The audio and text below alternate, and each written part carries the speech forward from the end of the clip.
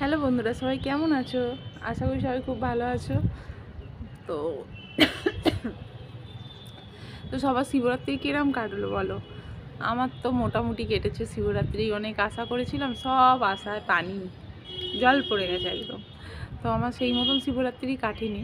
তো ভেবেছিলাম বরের পোস্টিংটা হয়ে যাবে, তো পোস্টিংটা হলো না। বুঝতেই পারছো বর দূরে থাকলে একটা মেয়ের জন্য কতটা কষ্টকর ব্যাপার।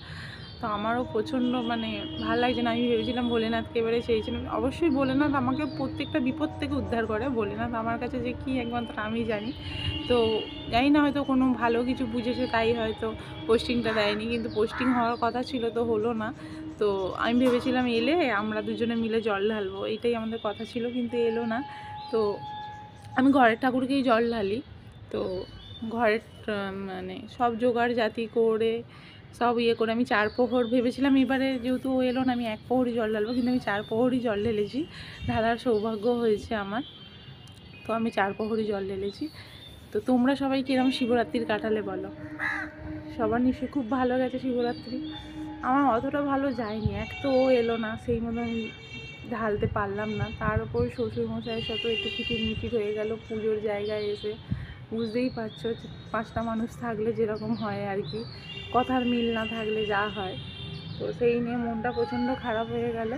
দিয়ে আমার বাবা যেখানে পুজো করতে যায়, আমি সেখানে আমার মা নিয়ে শাশুড়িকেও বলেছিলাম, শাশুড়ি মাকে। তো ওনার হলো না যাওয়া। তো আমরা গেলাম, গিয়ে ওখানে আরতি দেখলাম, পুজো দেখলাম, তখন একটু মনটা ভালো হলো। এই করেই শিবরাত্রিটা কেটে গেল। বরকে খুব মিস করছিলাম, ও খুব মিস করছিল। একা থাকে তো, তাই ওরও ভালো লাগছিল না। একা থাকার যে কী কষ্ট না, যারা থাকে তারাই জানে। আর বরকে ছাড়া যে স্ত্রী থাকে সেই জানে বরকে ছাড়া কী কষ্ট করে থাকতে হয়। তো শুধু বলবো না আর্মিদের বউ বা কোনো যারা বাইরে জব করে সব স্ত্রীকেই একাই থাকতে হয় বাইরে, কিন্তু সবার ক্ষেত্রে হ্যাঁ, আর্মিদের ওটা আমি স্যালুট করি, কেননা আমি ওদেরকে প্রচণ্ড ভালোবাসি। আর্মিদের আমি প্রচণ্ড সম্মান করি। তো তাদের জায়গায় হয়তো আমরা নিতে পারবো না, তাদের স্ত্রীদের জায়গায় হয়তো আমরা নিতে পারবো না, কিন্তু আমরাও আমাদের মতন করে একটা কষ্টের জায়গা ফেস করি। তো যেহেতু আর কী বলবো, প্রচণ্ড মিস করি আমার বরকে। আমার বর তো এই ভিডিওটা দেখবে, তাই আমি এখানেই বলছি তোমাকে প্রচণ্ড আমি খুব মিস করি। সবাইকে জানিয়ে বলছি তোমাকে আমি মিস করি।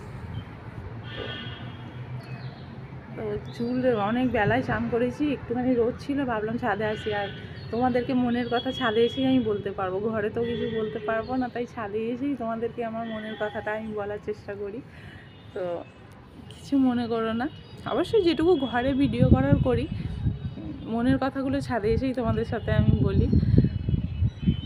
তোমরা প্লিজ আমাকে সাপোর্ট করো, কেননা আমি জানি না, আমি আগেও একটা ইউটিউব চ্যানেল খুলেছিলাম, তো ওটা আমার কিছু হয়নি।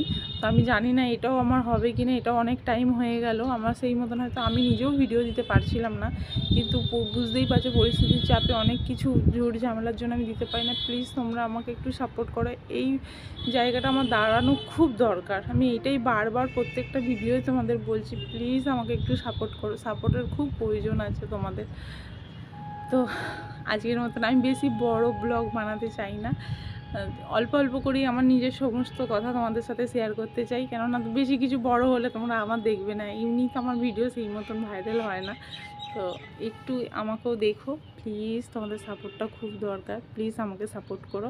আর আমাকে সাপোর্ট, কি বলবো, কিছু বলার ভাষা আমি নেই, কেননা আমি এখন প্রচণ্ড আর আসলে মাথা যন্ত্রণা করছে, তাই জন্য আমি কিছু বলতে পারছি না। তো আজকের মতো চলো এখন টাটা। আমি অবশ্যই দ্বিতীয় ব্লগে তোমাদেরকে আমার কিছু কথা, তোমাদের অনেক কথা, অনেক অনেক অনেক কথা শেয়ার করার আছে, তো অবশ্যই করব। তো আজকের মতন টাটা।